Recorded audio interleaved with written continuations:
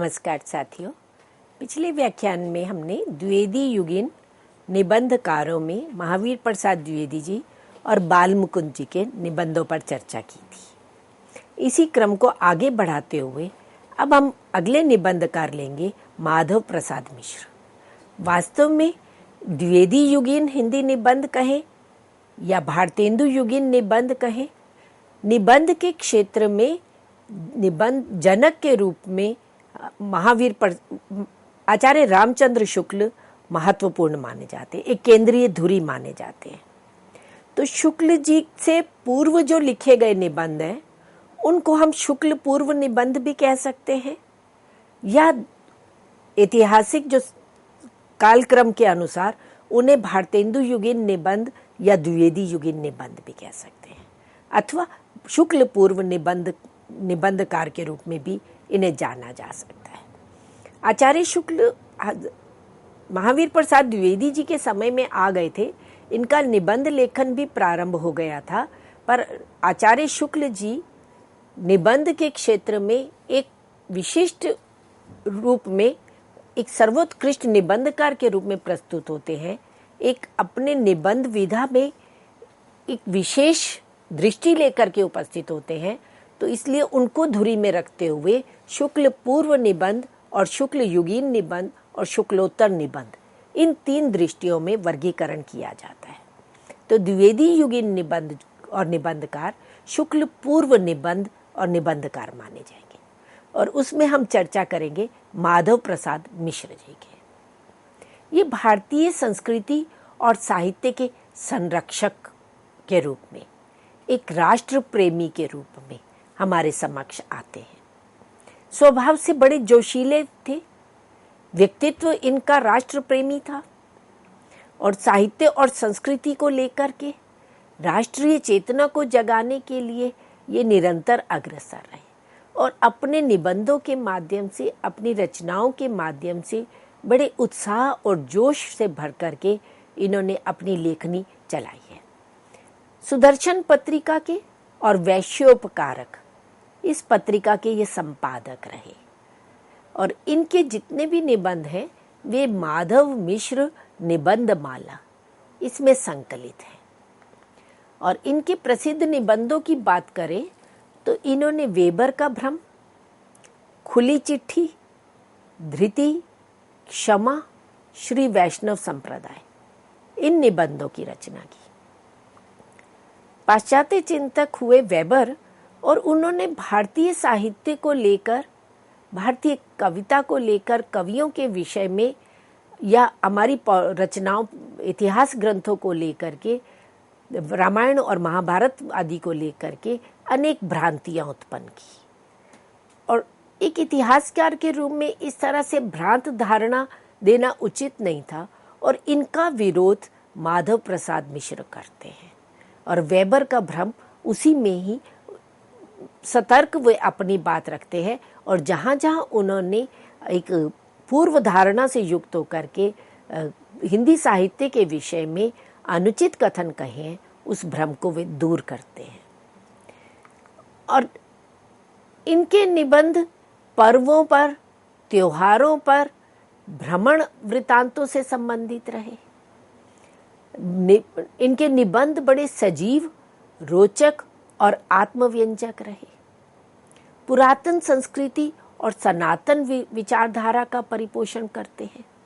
सींचने तथा मेहंदी निबंध, तुरीय मीमांसा निबंध, मधुसूदन संहिता, तो ये ऐसे निबंध रहे जिसमें हमारी जो सनातन विचारधारा है, जो हमारी पुरातन संस्कृति है, उसका परिपोषण करते हुए लिखे गए हैं। इनके निबंधों में गांभीर्य और पांडित्य दिखाई देता है।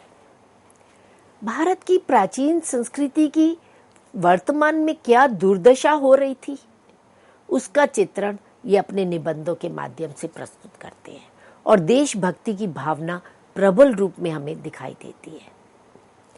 मिश्र जी सनातन धर्म में ऐसी स्वस्थ परंपरा और धार्मिक वातावरण की कल्पना करते थे जो सर्वथा निरापद, जनप्रिय और जनहितकारी हो।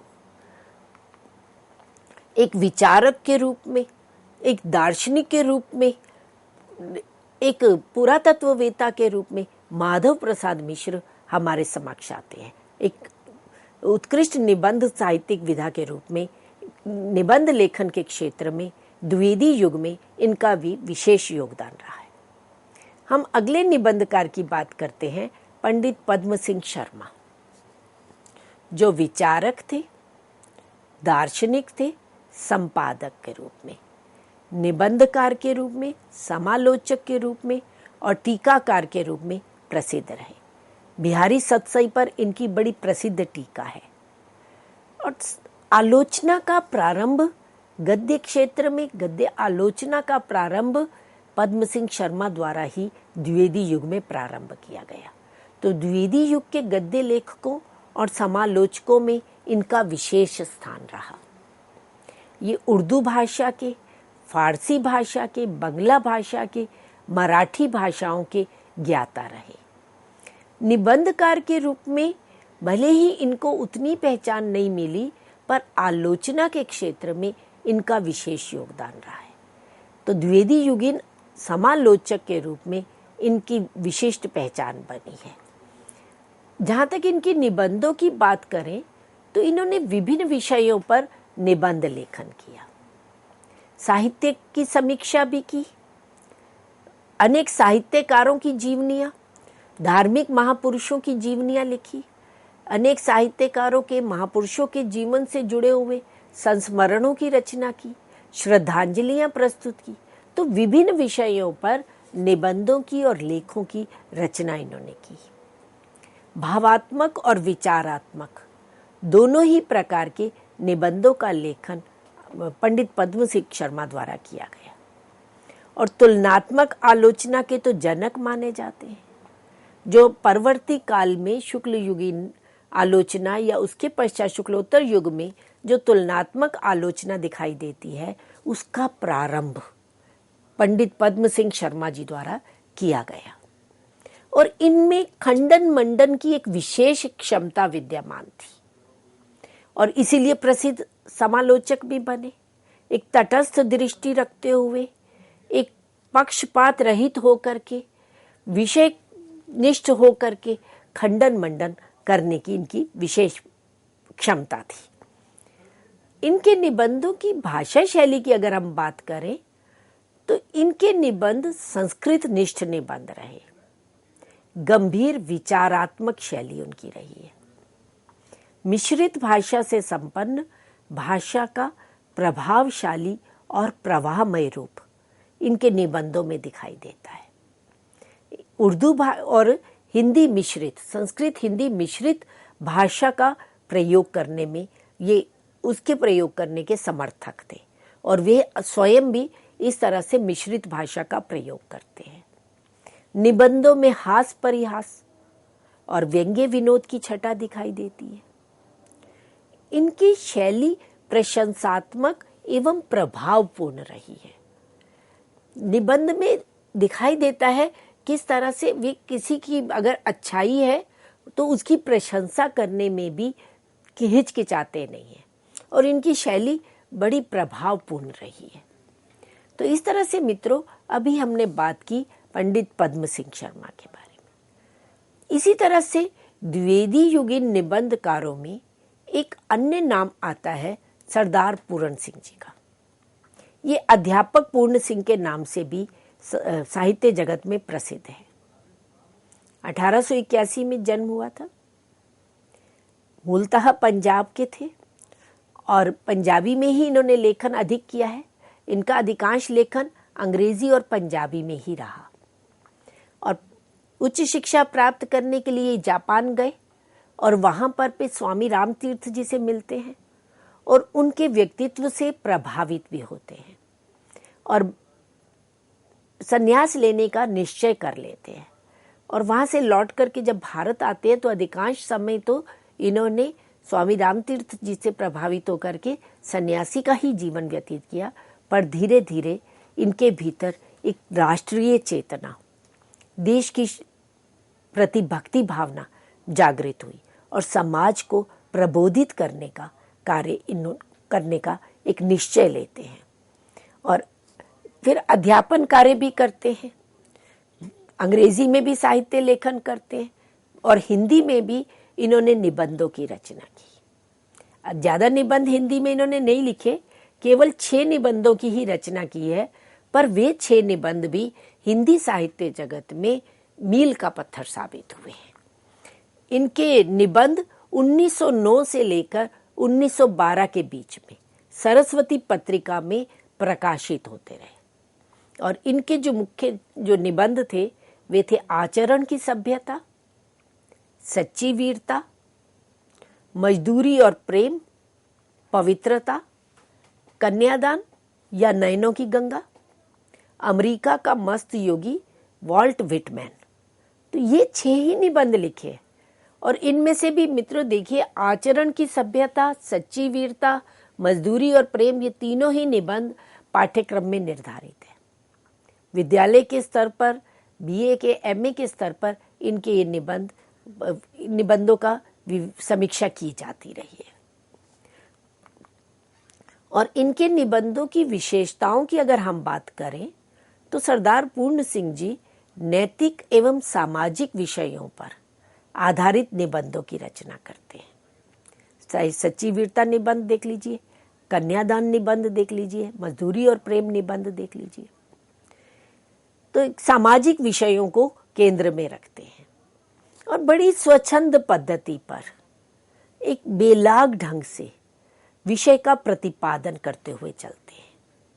और इनके निबंधों में भाव व्यंजकता दिख रही है, विचार की अपेक्षा भावों को प्रधानता दी है और इनका मुख्य उद्देश्य था पाठकों के मन में राष्ट्रीयता की भावना जागृत करना। आचरण की सभ्यता, उस निबंध के माध्यम से आचरण कैसा होना चाहिए, किन बातों को ध्यान में रखना चाहिए, आचरण की सभ्यता क्या हो, एक बहुत उत्कृष्ट कोटि का विवेचन परक निबंध है। पौराणिक उदाहरणों के माध्यम से, ऐतिहासिक उदाहरण देकर के, प्रसंगानुकूल विभिन्न बातों को रखते हुए वे राष्ट्रीयता की भावना जगाते हैं, आचरण की सभ्यता प्रकट करते हैं। और इनके निबंधों में भारतीय संस्कृति और सभ्यता की झलक हमें दिखाई देती है। और इनके निबंधों को देखते हुए डॉक्टर विजय शंकर मल्ल ने इनकी प्रशंसा करते हुए कहा कि निर्बंध निबंधों की परंपरा को एक नई लय और गति के साथ नए मानवतावादी मार्ग पर ले जाने का कार्य उदार प्रकृति और परम भावुक लेखक सरदार पूर्ण सिंह ने किया। कि जो निबंध की परंपरा पहले से चली आ रही थी उसको एक नई गति और एक नई लय प्रदान की है।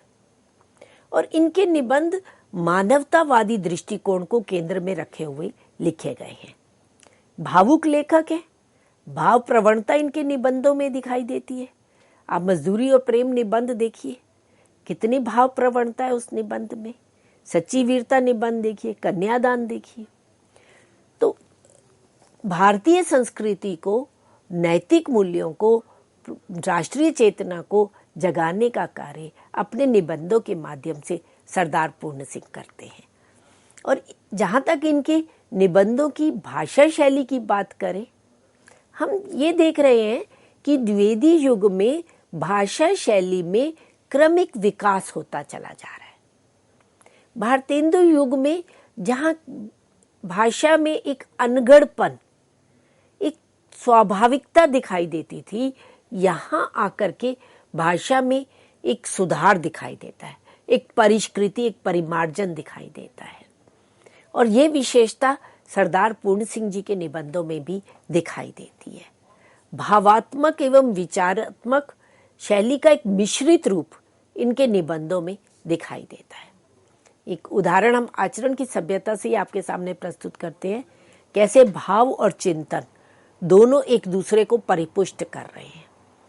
आचरण की सभ्यता का देश ही निराला है, उसमें ना शारीरिक झगड़े हैं, न मानसिक, न आध्यात्मिक, न उसमें विद्रोह है, न जंग का ही नामो निशान है, और न वहां कोई ऊंचा है न नीचा, न कोई वहां धनवान है और ना कोई वहाँ निर्धन।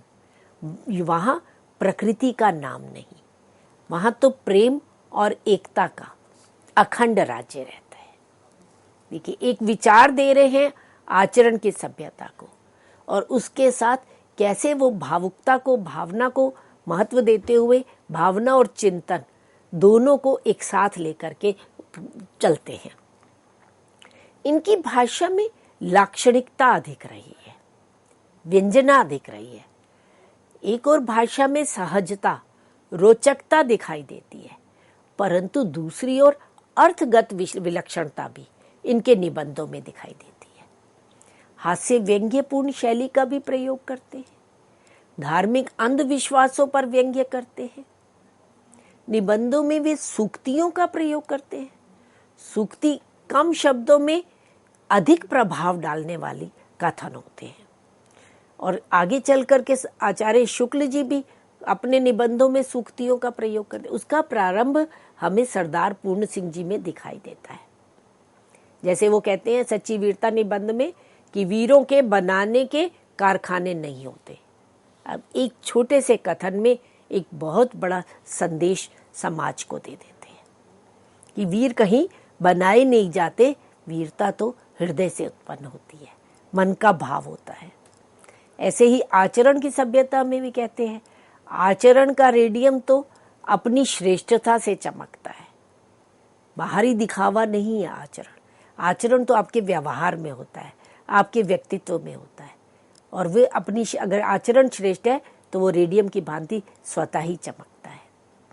आचरण की सभ्यतामय भाषा सदा मौन रहती है, ये सूक्ति कथन है, और जो पाठकों को सीधे उनके हृदय तक प्रवेश कर जाते हैं।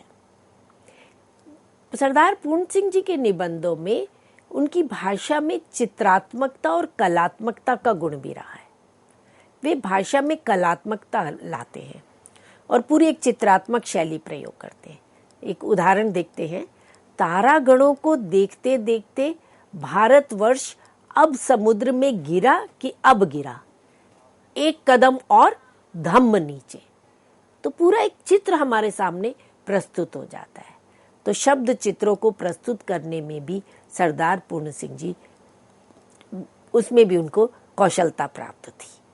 तो ये हमने मित्रों बात की सरदार पूर्ण सिंह जी के निबंधों के विषय में। इसी तरह से एक अन्य साहित्यकार हुए बाबू श्याम सुंदर दास, जो संपादक के रूप में, चरित एवं वृत्त लेखक के रूप में, अन्वेषक के रूप में, आलोचक के रूप में, निबंधकार के रूप में, भाषा और साहित्य के इतिहास निर्माता के रूप में हिंदी साहित्य में इनका योगदान अविस्मरणीय रहा। संपादक की बात करें तो नागरी प्रचारिणी पत्रिका का प्रारंभ ही बाबू श्याम सुंदर दास द्वारा 1900 में किया गया। उसके प्रथम संपादक ही ये थे, जो बाद में 1903 में फिर महावीर प्रसाद द्विवेदी जी उसका संपादन करते हैं। कोश संपादन का कार्य, पत्रिका संपादन का कार्य और साथ ही प्राचीन हस्तलिखित लुप्त प्राय रचनाओं के संपादन का एक अभूतपूर्व कार्य बाबू श्याम सुंदर दास द्वारा किया गया। प्राचीन कवियों का, साहित्यकारों के चरित्र को, उनके जीवन वृत्त के लेखन का कार्य इन्होंने किया। इनकी दृष्टि अन्वेषक की शोध परक दृष्टि रही। कबीर ग्रंथावली का इन्होंने संपादन किया, कबीर से संबंधित नए नए अन्वेषण, नए नए शोध करके प्रस्तुत किए। और आलोचक के रूप में, एक निष्पक्ष तटस्थ आलोचक के रूप में इनकी महती भूमिका रही। हिंदी साहित्य के इतिहास लेखन में इनका बड़ा योगदान रहा।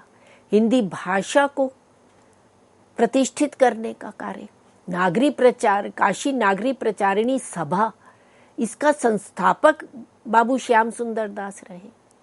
तो हिंदी साहित्य में, हिंदी भाषा के विकास में, हिंदी साहित्य के विकास में इनका अभूतपूर्व योगदान रहा। और आज हिंदी जिस अपने विकास को प्राप्त हुई है, उसके प्रारंभिक नींव के रूप में हम, सूत्रधार के रूप में बाबू श्याम सुंदर दास जी को जानते हैं। क्योंकि आज का हमारा विषय निबंधकारों के निबंधों के बारे में बात करना है, तो निबंधकार के रूप में बाबू श्याम सुंदर दास जी का क्या योगदान रहा, इस पर अब हम बात करते हैं। इन्होंने लगभग 40 निबंधों की रचना की और उनमें विषय की वैविध्य रहा। सामाजिक समस्याओं को भी लेते हैं, ऐतिहासिक विषयों को भी उठाते हैं, पुरातात्विक विषयों को भी उठाते हैं, प्राचीन साहित्य को लेकर के उन पर निबंध लेखन भी करते हैं, धार्मिक पौराणिक विषयों पर भी निबंध लेखन करते हैं। इनके प्रसिद्ध निबंध रहे शाक्य वंशीय गौतम बुद्ध, जंतुओं की सृष्टि, बीसलदेव रासो, हिंदी का आदि कवि, फतेहपुर सीकरी, मुद्रा राक्षस, दिल्ली दरबार, महारानी विक्टोरिया आदि।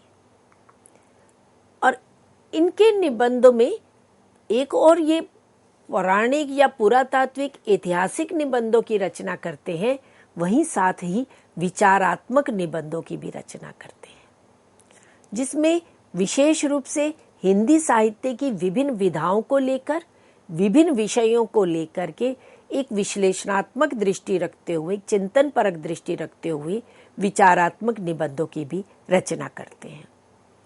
हिंदी साहित्य का वीर गाथा काल, रामावत संप्रदाय, आधुनिक हिंदी गद्य के आदि आचार्य, बालकांड का नया जन्म, देवनागरी और हिंदुस्तानी, भारतीय नाट्य शास्त्र, गोस्वामी तुलसीदास।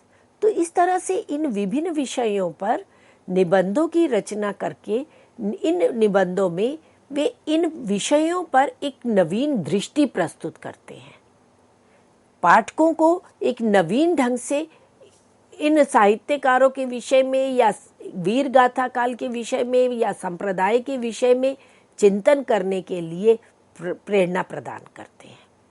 देवनागरी और हिंदुस्तानी की जब निबंध देख लीजिए, या भारतीय नाट्य शास्त्र निबंध देख लीजिए, तुलसीदास के विषय में इनके जो एक विचार दृष्टि रही, वे एक शोध परक दृष्टि से लिखा गया निबंध है और पाठकों को और समकालीन साहित्यकारों को, आलोचकों को तुलसीदास पर नवीन दृष्टि से सोचने के लिए एक प्रेरणा देता है। तो इस तरह से बाबू श्याम सुंदर दास जी के बारे में हम कहें तो आलोचक के रूप में, हिंदी के विस्तार के रूप में, हिंदी के विकास में, हिंदी साहित्य के विकास में उनका विशेष योगदान रहा है। अब हम अगले निबंधकार की बात करते हैं, वे है चंद्रधर शर्मा गुलेरी। कहानीकार के रूप में, निबंधकार के रूप में, पुरातत्व ज्ञाता, व्यंग्यकार के रूप में चंद्रधर शर्मा गुलेरी जी की एक विशिष्ट पहचान है। 3 ही कहानियां लिखी।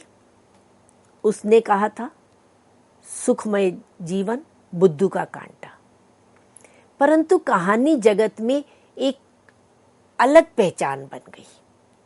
उसने कहा था तो एक आदर्श प्रेम को प्रस्तुत करने वाली, एक नवीन शैली को प्रस्तुत करने वाली कहानी आई, और कहानीकार के रूप में चंद्रधर शर्मा गुलेरी जी को प्रतिष्ठा भी उससे प्राप्त हुई। और जहाँ तक निबंधों की बात करें तो अधिक निबंधों की रचना नहीं की, बहुत कम निबंध लिखे, पर उन निबंधों की जो शैली है, उनका जो विषय है, विषय प्रतिपादन की जो क्षमता है, उसमें जो व्यंग्य की तीखी धार है, वह अपने आप में अतुलनीय है। और उसके कारण निबंधकार के रूप में भी इन्हें द्विवेदी युग में एक विशेष पहचान मिली। बहुभाषाविद है, पंजाबी में, अंग्रेजी भाषा, संस्कृत भाषा, उर्दू, फारसी, बंगला, इन सभी भाषाओं के, फ्रेंच, जर्मन के ज्ञाता रहे। और इन्होंने अनेक पत्रिकाओं का संपादन भी किया, समालोचक पत्रिका का, मर्यादा पत्रिका का, नागरी प्रचारिणी पत्रिका का संपादन कार्य भी चंद्रधर शर्मा गुलेरी जी द्वारा किया गया। और पत्रिका के माध्यम से अपने निबंधों को, अपने लेखों को वे प्रस्तुत करते थे और पाठकों को एक दिशा प्रदान करते थे। इनके जो निबंध हैं वे गुलेरी रचना संचयन में संकलित किए गए। कछुआ धर्म, मारेसी मोही कुठाऊं, धर्म और समाज, जय जमुना मैया की, ये इनके निबंध रहे। कछुआ धर्म में वे भारत की एक जो संकोचनशील वृत्ति है भारतवासियों की, उस पर प्रहार करते हैं कि कोई कष्ट आता है, कोई संकट आता है, कोई ऐसी विपरीत परिस्थिति आती है तो कछुआ जैसे एक खोल में अपने आप को समेट लेता है, उसका प्रतिरोध नहीं करता है। तो हमारी गुलामी का मूल कारण भी हम भारतवासियों की ये एक संकोचनशील वृत्ति रही है। और स्वतंत्रता के लिए संघर्ष का समय है, राष्ट्रीय चेतना जागृत करने का समय है। तो इस निबंध के माध्यम से वो राष्ट्र को, पाठकों को परोक्ष रूप से ये चेतना जागृत करते हैं कि अब संकोचनशील कछुआ वृत्ति को त्यागने की आवश्यकता है। अब डटकर परिस्थितियों का, विपरीत परिस्थितियों का सामना करने की आवश्यकता है। तो इस तरह से, और धर्म और समाज निबंध में भी, जय जमुना मैया की निबंध में तो वे जो रूढ़ परंपराएं हो चुकी हैं, जो समाज की प्रगति में बाधक हो रही हैं, उनके प्रति एक व्यंग्य का प्रयोग करते हैं।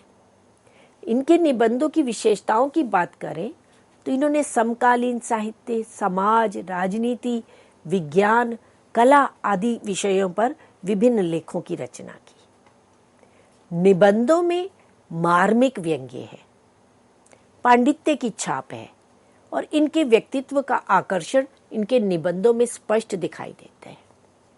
निबंधों की भाषा प्रौढ़, परिमार्जित और विषय के अनुकूल रही है और ये निबंधों में वार्तालाप की शैली प्रस्तुत करते हैं। पौराणिक संदर्भ दे रहे हैं, ऐतिहासिक संदर्भ दे रहे हैं और उसको संवाद रूप में, वार्तालाप रूप में प्रस्तुत करते चले जा रहे हैं। तो इस तरह से अगर हम एक समाहार रूप में बात करें, पूरे द्विवेदी युगीन निबंधों की विशेषताओं की बात करें तो हम देखते हैं द्विवेदी युगीन निबंधों में विषय वैविध्य है, शैलीगत वैविध्य है, विभिन्न नई शैलियों का, विवरणात्मक शैली, वर्णनात्मक शैली, विचारात्मक शैली का प्रयोग मिलता है, व्यंग्यात्मक शैली मिलती है। जीवन चरित्र संबंधी निबंधों का लेखन हुआ, धार्मिक, पौराणिक, ऐतिहासिक साहित्यकारों के, धार्मिक महापुरुषों के जीवन चरित्रों पर निबंध लिखे गए। निबंधों के माध्यम से युग की मानसिकता का परिवर्तन किया गया। अन्य भाषाओं से, जैसे महावीर प्रसाद द्विवेदी जी ने बेकन रत्नावली नाम से बेकन के निबंधों का अनुवाद किया और हिंदी निबंध साहित्य की वृद्धि की। भारतीय हिंदू युग में आत्माभिव्यंजक निबंध अधिक लिखे जा रहे थे, पर द्विवेदी युग में इस निबंधों का हमें ह्रास दिखाई देता है। यहाँ निबंधों में राष्ट्रीय समस्याओं की प्रस्तुति है, स्वतंत्र चिंतन मिलता है, निबंधों में भाव प्रवणता है। इस काल में, द्विवेदी काल तक आते आते निबंधों में वैचारिकता और गंभीरता दिखाई देती है और यहीं से चिंतन प्रधान, विचार प्रधान निबंधों की परंपरा आगे हमें शुक्ल जी में दिखाई देती है। शुक्ल जी ने भले ही द्विवेदी युग में लेखन प्रारंभ किया था, इनके निबंध, मनोविज्ञान, मनोभावपरक निबंध द्विवेदी युग में मिलते हैं, पर उन पर हम अलग से चर्चा करेंगे अपने अगले व्याख्यान में। तो आज की चर्चा हम यहीं समाप्त करते हैं। नए विषय के साथ पुनः प्रस्तुत होंगे। धन्यवाद।